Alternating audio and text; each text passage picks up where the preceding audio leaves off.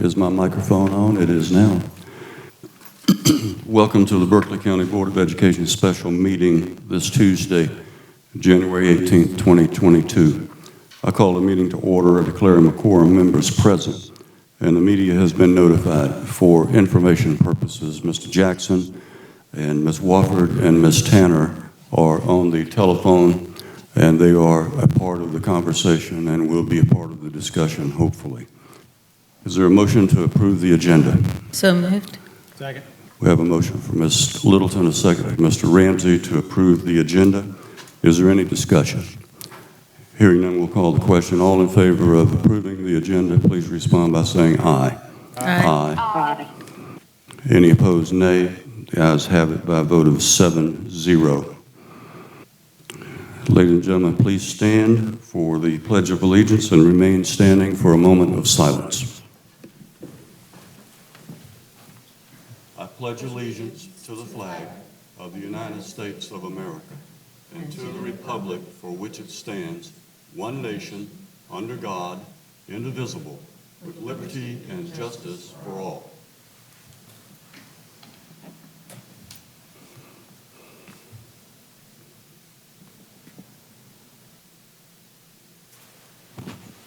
Thank you. Please be seated.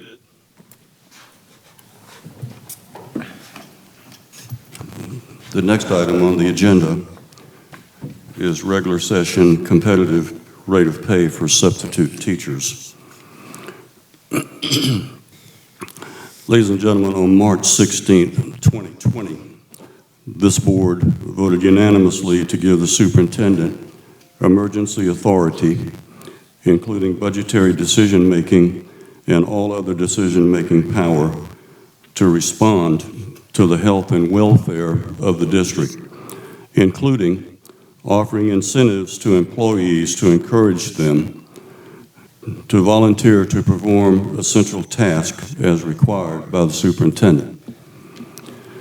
The intended purpose of this meeting is to support the administration's recommendation to increase the pay of substitute teachers and to authorize the administration to review the pay of instructional assistants and clerical staff for the coverage of classes by providing information to the public with a fact-based overview of employee staffing shortages and the effect that those staffing shortages have on the effectiveness of each individual school. With that in mind, I would like to call on Dr. Karen Whitley, our Chief HR Officer, to provide information concerning the shortage of substitute teachers and how schools struggle to keep classrooms open with proper instruction and supervision. Dr. Whitley, please take the podium. I would also encourage board members present and on the phone, as well as Mr. Jackson, to contribute to the discussion and ask any questions that may be relevant to the information that is being discussed. Dr. Whitley. Thank you. I'd like to share with you the fill rates for Kelly Services for Berkeley County School District. On this slide, you will notice December 13th through January the 7th. It's the week before Christmas. Dr. Whitley, I really am having issues listening to you. Just, if you will, just step up closer to the mic or either way. If you could remove that, it would be very helpful, particularly for the folks that may be viewing. Yes, sir. I'm going to share with you the Berkeley County School District fill rates for 3 weeks. There's 2 weeks, December 13th through January 7th. That's the week before Christmas and the week after our holiday break. If you'll notice, December 13th through December 17th, we were in the 80s with our fill rate. When we came back after New Year's, January 4th, which was a Tuesday, 76, 80, and then on Friday, January the 7th, we dipped to 66%. It's pretty historical that on Fridays, as a general rule, our fill rate is less than during the week, because we have, more absences usually. Okay, the week of January the 10th through January the 18th, this is our fill rate after new rates from a neighboring district became effective. You'll notice we were 62%, 62%, 55%, 53%, 53%, and then today our fill rate was 63%. If we go back and look at the previous slide, you will notice that it is definitely lower once the new rates have become effective for the Kelly services. Dr. Whitley, I think you're referring to the neighboring districts that have effectively increased their Yes, sir. daily substitute salary. Yes, sir. And that is causing some of our normal substitutes to go to those neighboring districts, and therefore reducing the effectiveness of staffing our schools. Is that correct? That is correct. And in the recruitment, my understanding is that they are choosing in the last, week and a half to go to the neighboring district that is paying a higher rate. So that is definitely putting us short. We were already short, but we're even shorter now. Shorter means in terms of Short the of pay. folks in the classroom, our substitutes in the classroom when teachers are out. I'm sure that Ms. Smith will address the need and how much the need might be in order to address and to bring some of those folks back. But Right. do you have any knowledge of the percentage of pay rate that the other counties increased their rate? Perhaps Ms. Smith does. Ms. Smith has all of that on She has that. on a slide. Okay, Yes, sir. good. So, Mr. Jackson? Yes, sir. I know that Dr. Whitley just reviewed the sub numbers and discussed the trend of fill rates that we've witnessed over the past couple of months, and what we believe to be the impact of the adjustment by the neighboring district. We also know that just in this past week, we had to transition 5 of our 47 schools from a traditional learning format to a virtual learning format. And with the exception of one, those schools were transitioned because of the shortage of substitutes, basically. We had a large number of individuals that were out for COVID, one reason or another, and not enough substitutes to fill in. You heard Dr. Whitley discuss the fill rate for the substitute. Also with Ms. Taylor, with you all, not me. Ms. Taylor and Ms. Fulmer are available to discuss the impact that this is having on our school operations, and also the lengths that the schools go through, school administrations go through in order to ensure that they can conduct a safe and efficient school operation. And then also the links that the district office and central services go through in order to assist the school to remain open. And so we make the decision, or when the decision is made to transition into a virtual setting, it is not done on a whim.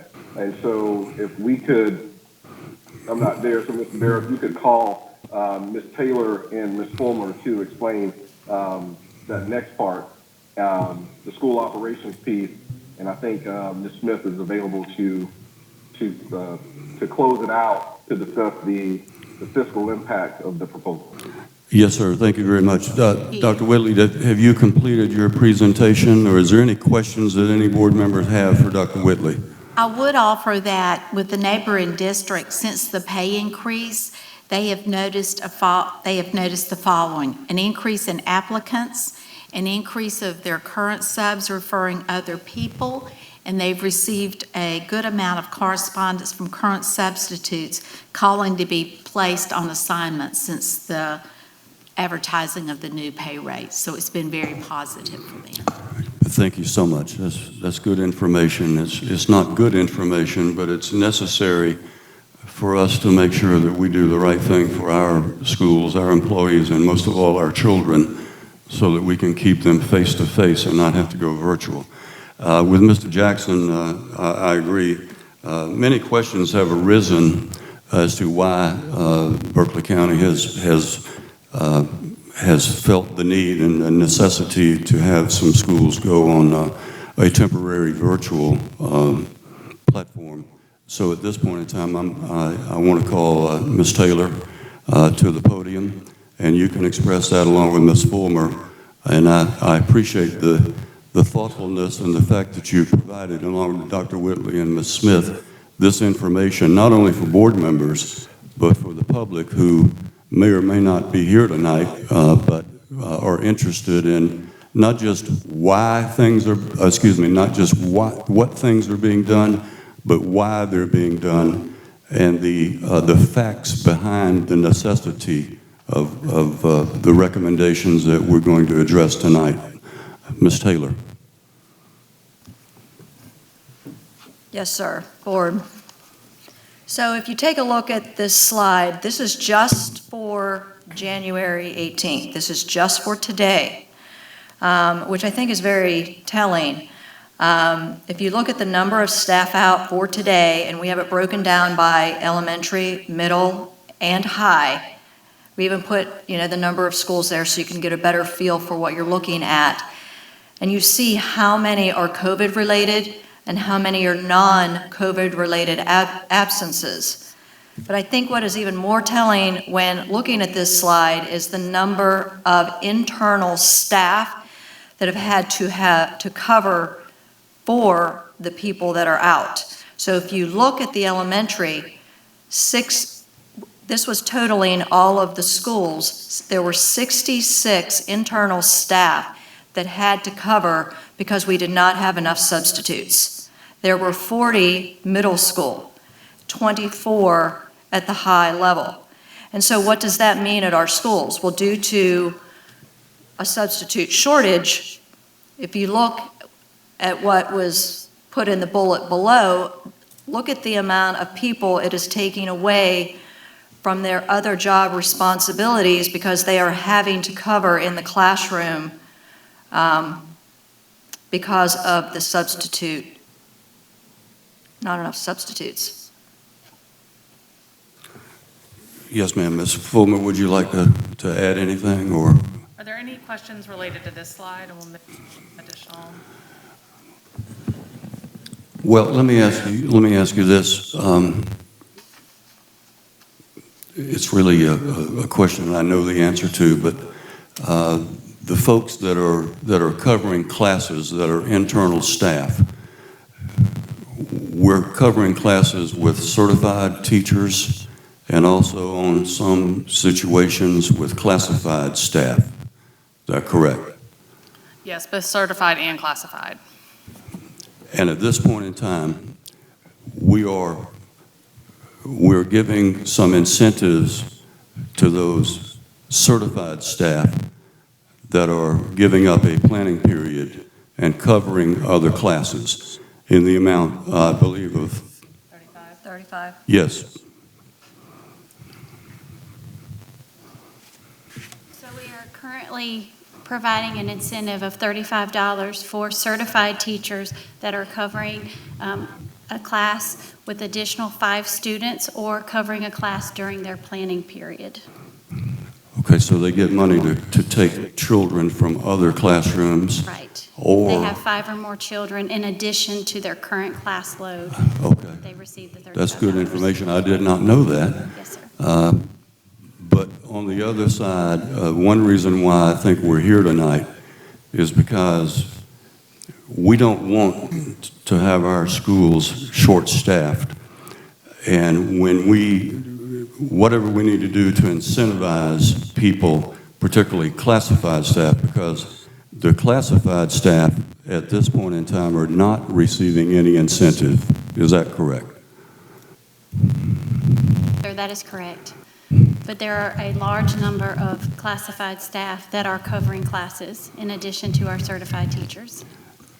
So I'll ask a subjective question to myself, and you can consider the answer for yourself.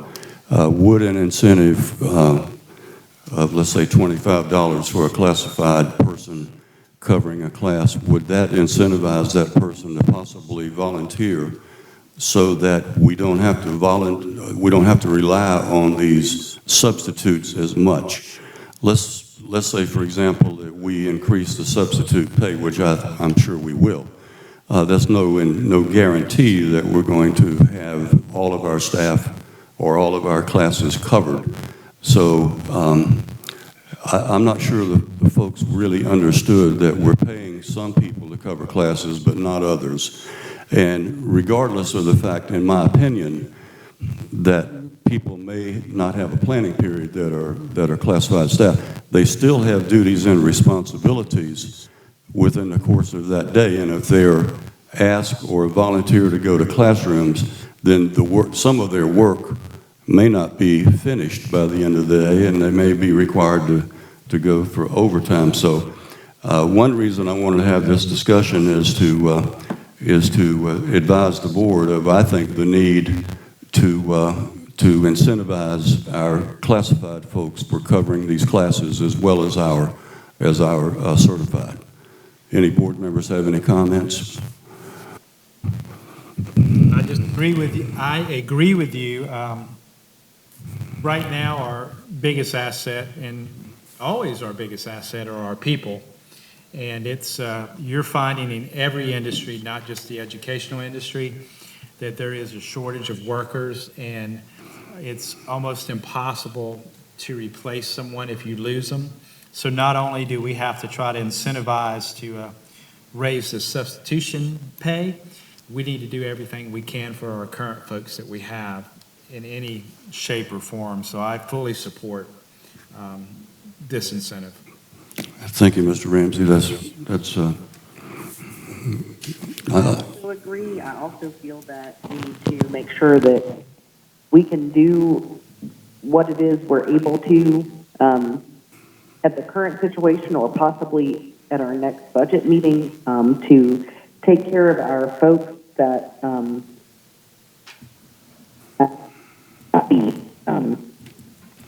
what am I looking, the word I'm looking for, that may not be in line with what we're about to do for these subs. And so, but I definitely got classrooms taken care of. We should also include teachers that are covering their own classes and not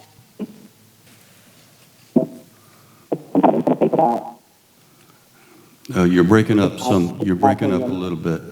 I think we get the gist of what you're saying. You support that, but you're also concerned about not just incentivizing classified folks in the present emergency situation, but also looking at some increases in their salaries. Yes, that's what I'm trying to say. It's been many years, and I know it's been many years since our classified folks have, and I'm not talking about just about secretaries. I'm talking about cafeteria, lunchroom workers. I'm talking about custodians. I'm talking about clerical staff, instructional staff that are all classified folks and not certified. And you may think, well, they're getting the raises that the teachers get, and that's true. But when the teachers get that 2% raise, it's a little bit more than somebody that's making $12 an hour. So we need to look at that. I don't disagree. We need to look at that perhaps in the next budget cycle to take a look at all of the classified staff and their salary schedules. But that is for what I consider to be another discussion for another day, maybe in a prioritized budget discussion. But right now, I think we are focused on substitute increase in pay, and also possibly we won't have an action item on this tonight, but in encouraging Mr. Jackson under his emergency authorities to incentivize the clerical staff for covering those classes. Mr. Barrow, that's a conversation that I've had with staff. We're in the process of exploring that to make sure that we are able to do it fiscally, able to do it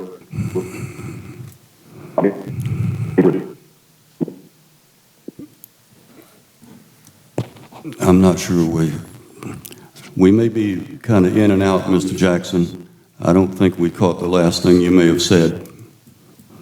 He said he wanted to make sure we could I fiscally. had a conversation with staff, and we're in the process of reviewing that Okay. and implementing an incentive. Okay. So that's not a discussion, that's not an action item for tonight. It is an action item to ask the superintendent and the staff to review that information and possibly make a judgment to incentivize those classified folks possibly as early as tomorrow, because it's not on the it's not an action item for the night. Tonight, the action item is to approve the recommendation of the substitute pay that Mr. Jackson has requested. He actually did not have to request it. He did that in light of the fact that the board chair and also Mr. Jackson and his staff really felt like this meeting was necessary, not to do something, but to explain why it was being done. And I think the public is aware that we need to do things. Sometimes they think that things are done and haven't been explained to the degree that they should be. But that's exactly why we're doing this tonight. I know that Mr. Jackson had the authority to do this because of the emergency powers, but this is important to me so that we can inform our board members and also the general public as to why we need to do certain things. And I think the next item is to discuss how we can pay for it. Ladies, have y'all finished your presentation? We can go over this very All quickly. right, let's do it. Let's do it. That we can get on to Ashley's No, this portion, is very which important. I want you to focus on this. So we did look today at our current numbers because we do monitor schools to make sure that we are watching their numbers, and on the next slide, we'll show you how we make that decision, because I know there were questions as to why some schools were closed and went to virtual and some schools did not. So we have 6 schools that we're monitoring for the percent of staff out right now. We have 6 total schools that we're monitoring for staff positive. 3 of those are also in the staff out group. And then schools being monitored for the percent of students out, it's 4 currently right now. And 2 of them are currently virtual, but their numbers are still increasing on a regular basis. We are using staff from our Human Resources Department, our Academics and Innovation, changed that title a number of times, and those in technology. And so we just wanted y'all to know, too, that we are exhausting all efforts, even at the district level. Let's hold that thought, because I know what you're talking about. Some folks listening may or may not. We're talking about district level staff that are actually going to individual schools and substitute teaching in classes aside from their other duties and responsibilities at the district level. That is impressive, but it's also disheartening that we're at that level. We've got to do something. And I'm sorry for interrupting you, but I wanted the public to understand what we're actually doing. Thank you. Thank you. So included in this is the South Carolina DHEC guidance for schools, so that folks understand that this decision to move a school to virtual instruction due to their percent positive of staff or students, or the sent out is not made lightly, that we have a lot of steps and guidance that we have to go through. And so we have a DHEC spreadsheet that we use that feeds all of our information from our COVID tracker into that to help us make those decisions. We primarily, both Ms. Taylor and myself, have worked very closely with the schools to make sure that the reason we make this decision is because operationally, they can no longer manage to cover the openings that they have, and so we would not have enough staff inside the building at all. And then a recommendation is 30% or higher rate of absenteeism amongst the students, 5 to 10% of the student body in isolation, meaning that they're testing positive. And then additionally, we meet with both DHEC and our local government prior to making that decision. So all of those folks were involved prior to making the decision last week or the week before last. I have, so we all know that I'm probably the most transparent board member probably and says too much sometimes. So when we look at those numbers and we talk about the student body, right, as far as being quarantined and out. So I know that we have to have so much, we have rules and guidances that we have to follow, right? But it's kind of like a vicious circle, okay? So I have elementary children that go to school. So last week I was part of the group that many parents face, that I have a son that's in quarantine, but I have a daughter that can go to school.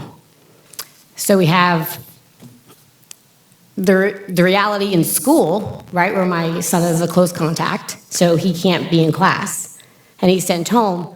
But then my daughter, who's a close contact to my son, is allowed to go into class. So it's kind of like a double-edged sword, but then people don't realize that that's affecting the school, which is affecting the staff, which goes in hand with our issue that we're having, that goes back to the substitutes, that goes back into not having the people to fulfill the positions, that goes back to where we are today. So, does it make sense? No, but we have to follow the rules that are provided to us. So I think that's when we have to take a step back and do a little self-reflection and say, okay, should we be sending our kids to school if they're sick? You know, like, it's that healthy balance, right? Like, how can we balance all of this, right? So I don't know what the answer is, right? So my son's test is negative, he goes back. I'm going to be transparent. Like, what are some parents supposed to do? How are we supposed to manage this, right? So I'm going to be transparent for the public to say that a lot of people, when they look at those numbers, those are questions that people are probably going to ask. So I'm trying to connect that to, yes, it's part of it, but that's not the main problem, that why we're here today. Does that make sense? Like, that's not really contributing to why we're here. The problem is that we don't have enough substitutes. Does that make sense? Absolutely, and we don't have enough substitutes. That's the problem. Just to clarify your own personal situation, a child is not deemed a close contact unless they've been exposed to somebody with a positive case. So your son is a close contact to a positive case. Until your son tests positive, your daughter is not a close contact. Okay, and I just wanted to make sure that everybody understands that, because there is confusion, and I just want to have that out there, that's because there are a lot of people are just confused, and I understand it, right? But I just want to I'm just me, and I just want to make it out there for transparent that it's the issue that we are not having enough substitutes, and it's the fact that we have to take care of our people. And yes, if I'm going to get paid more to go a little bit down the street, why wouldn't I? And I know that the teachers appreciate getting some compensation for helping to cover, but when there's no light at the end of the tunnel, their morale has got to be horrible. Well, I think we could say that the schools are feeling it, the homes are feeling it, the community is feeling it. And so, yes, I would say across the board. Right. Everyone knows that the big game's coming up, right? So if you take the coach and you put him in the game and there's nobody to call the plays, like, nothing's going to happen. And that's pretty much where our schools are that are running out of staff. We're just running, is pretty much the best analogy that I can say. And that's not what's best for our children. And we want our children to be in school and getting the right education by the right teachers. Absolutely. Any additional questions? I think that my understanding has been corrected a little bit. And I've thought that there weren't enough substitutes because a lot of substitutes went, not going into the school system. But if there are substitutes and they're going someplace else, then that's something we need to consider. We'll turn it over to Ms. Smith. I think that's a perfect segue into how much this is going to cost. And I was just going to thank Dr. Whitley, Ms. Fulmer, Ms. Taylor for setting the stage. I think you've made my job very easy up here. Ms. Smith, please pull that mic to you. Yes, sir. You're That so better? soft-spoken and sometimes I can't hear you. Sometimes. Thank you. Thank you, ladies. I appreciate your help. So in an effort to be competitive, we are presenting the following changes for Berkeley County School District sub-pay temporarily through May 31st, 2022. In full transparency, our proposal is similar to a neighboring district, but it's not a duplicate of what they are offering. So the changes are as follows. Teacher assistant, non-certified, current rate of pay is $10 going to $15, and that's hourly. A certified teacher subbing as a teacher assistant, $14 going to $15. A teacher with a high school diploma, $80 to $130. A teacher with 60 college credit hours, 100 to 150. A certified teacher is $112 to $175, and I do want to point out that that is higher than our neighboring districts. Long-term teacher assistant, non-certified, $12 to $17. Long-term teacher assistant certified, this is no change to the proposed plan. It's already higher than the neighboring districts. Long-term teacher, high school diploma, $112 to $150. Long-term teacher with 60 college credit hours, $112 to $175. And a long-term teacher certified that's not tied to a vacancy, meaning that the sub rate is to cover an employee that is on paid leave. So 150 to 200 on that line. This is for substitutes, right? Yes, sir, substitutes only. Okay, is this commensurate with the neighboring district that increased their sub-salary? Yes, it's very similar, except for the one that I pointed out earlier. The two that I pointed out are higher than their rates. The only difference, they do offer additional incentives, but we're going to offer it a different way as we've proposed here. Okay, so Charleston is doing something incentivizing the subs besides increasing Yes, sir. the daily rate. Yes, sir. Okay, I think I know what that is, but we're not at that point yet. That's correct. Go ahead and continue. Are there any questions on this slide before I move on how to pay? My only thing is, it'd be nice maybe to give the one that's making 20 and not going up, maybe give them 50 cents or $1 or something. They're the only ones, everyone else is getting a pay increase and But it's higher. and one group is not getting anything. Something to consider. Sure. I don't disagree. That may, Makes sense. yeah. Not a big bump, but everyone Yeah. likes a little bit of love. Yeah, it's kind of like, I agree, Michael. I feel like it's hard to have one classification on the list that it has nothing. Because they're under a lot of stress and they're working really hard and we don't need to take anyone for granted. Ms. Smith, could you bump that up? I certainly Some- could. Would you? Let's say give- $2 to $5. Well, whatever, just Wanna go to something. I know that 2250? might alter your calculations a little bit. I feel like but, it's gonna be more. 22. I mean, if you look at the teacher assistant certified, they went from 14 to 15. So, I mean, if you go to long-term teacher assistant certified, like Michael said, give them $1 or something. I mean, they're the only ones. I think that we can make that work. I think we can make something happen. You can handle that? I can handle that. I thought Yes, so. sir. Thank you. Thank you, Mr. Ramsey. That's, You're welcome.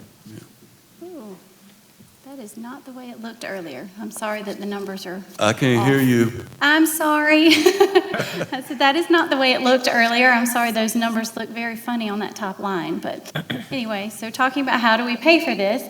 So normally in a normal year, we spend about $4.5 million to $5 million on Kelly subs. So we, as you see, the revised budget there, it's $5.6 million. We definitely thought about that during budget season, and we wanted to go ahead and increase that Kelly sub line because we knew that we would have additional need for subs this year.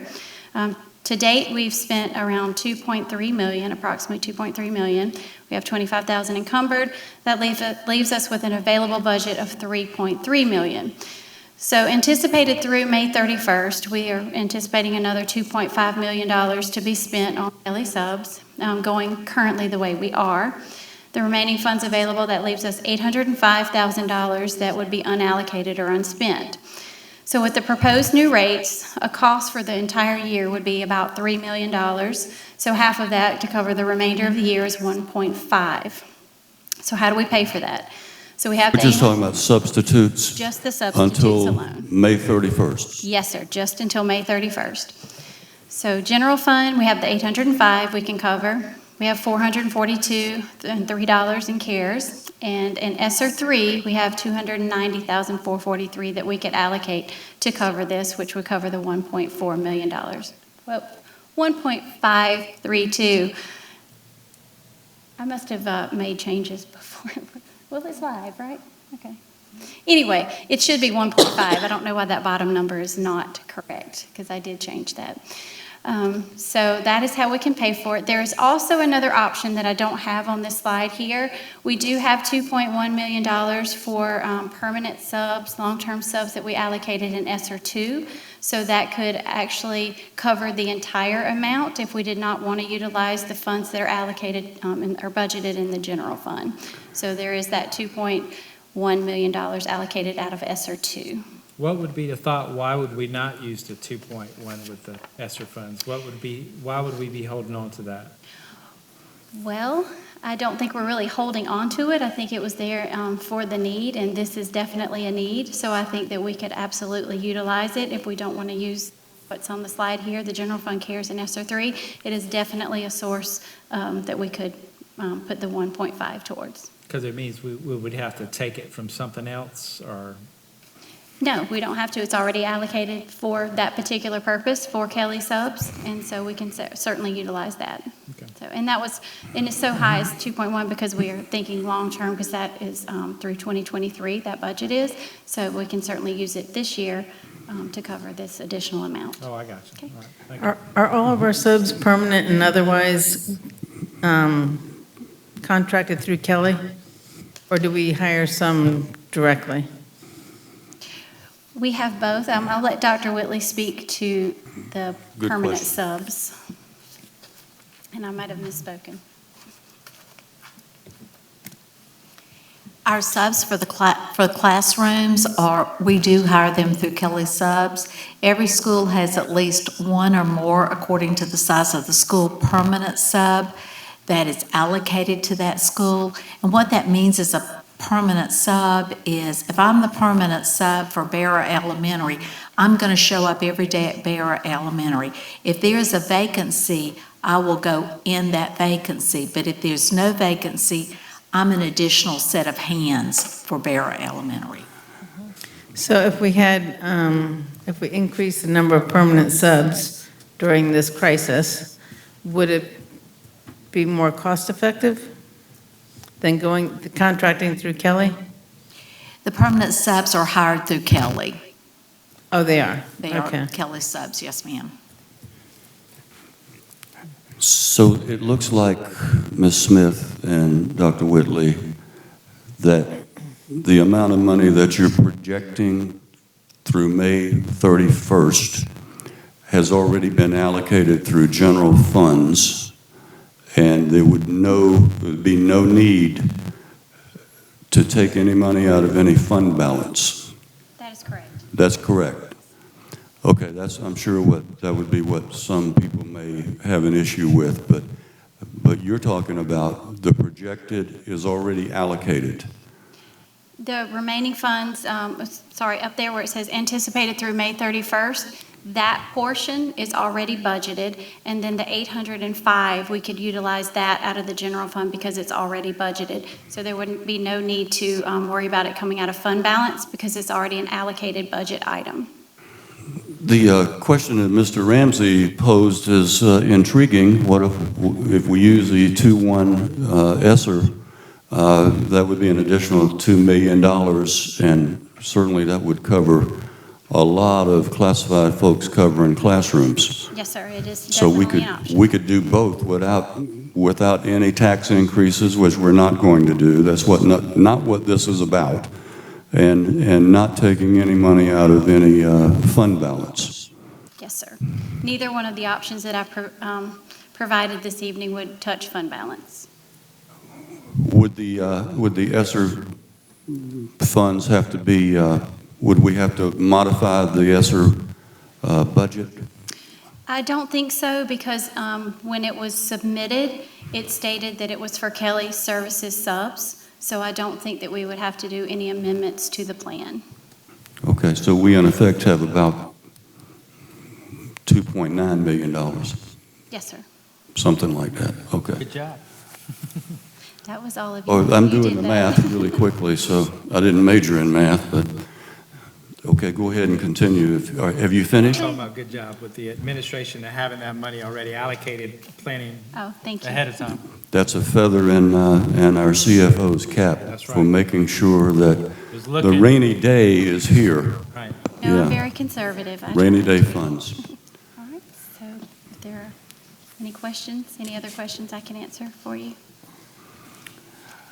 Thank you very much. I don't have any other questions. Does anybody else? Anybody on the phone have any questions or concerns about what's been talked about tonight? I think this has been very informative. For me, I knew most of it. Some of the things I didn't. I appreciate the fact that on a very short notice, Dr. Whitley and Ms. Smith and our great administrative supervisors have done a great job of putting this information together, sharing with the public and sharing with board members, because I don't think we were all fully cognizant of everything that went behind the scenes in not closing schools, but going virtual, and also some of the funding that would be necessary. So I think the fact that we had the meeting is a good thing. Now, what are we going to do with it? We are at a point where I think we have something in your packets that somebody would like to make a motion. Mr. Chair, I move that we accept the administration's recommendation to increase the rate of pay for substitute teachers and authorize the administration to review the pay of instructional assistants, classified staff for the coverage of classes. Second. We have a motion from Ms. Littleton and a second from Mr. Ramsey to accept the administration's recommendation to increase the pay for substitute teachers and authorize the administration to review the pay of instructional assistants and certified staff for the coverage of classes. Is there any discussion? Hearing none, we'll call the question. All in favor of the motion, please respond by saying aye. Aye. Excuse me, Dr. Richardson? Use the word certified and not classified. I said certified? I certainly apologize. We're already doing that. Maybe that was a misstatement. Let me go back and read it all over so there's no mistaking. Thank you for that, Dr. Richardson. I knew you were there for a good reason. We have a motion and a second and no discussion that we have a vote coming that we accept the administration's recommendation to increase the rate of pay for substitute teachers and authorize the administration to review the pay of instructional assistants, classified staff for the coverage of classes. All in favor of the motion respond by saying aye. Aye. Aye. All opposed, nay. The ayes have it by a vote of 7-0. Once again, thank you for coming, staff, faculty. I appreciate the board's indulgence in this. I understand that we didn't need to have this meeting in order for Mr. Jackson because those powers were already authorized, but I felt like it was important to share the reason and the rationale for our decision-making. And with that, I'll entertain a motion to adjourn. So moved. Second? Second. We have a motion from Ms. Littleton, a second from Ms. Marone to adjourn the meeting. All in favor, respond by saying aye. Aye. Negative, respond by saying nay. The ayes have it by a vote of 7-0.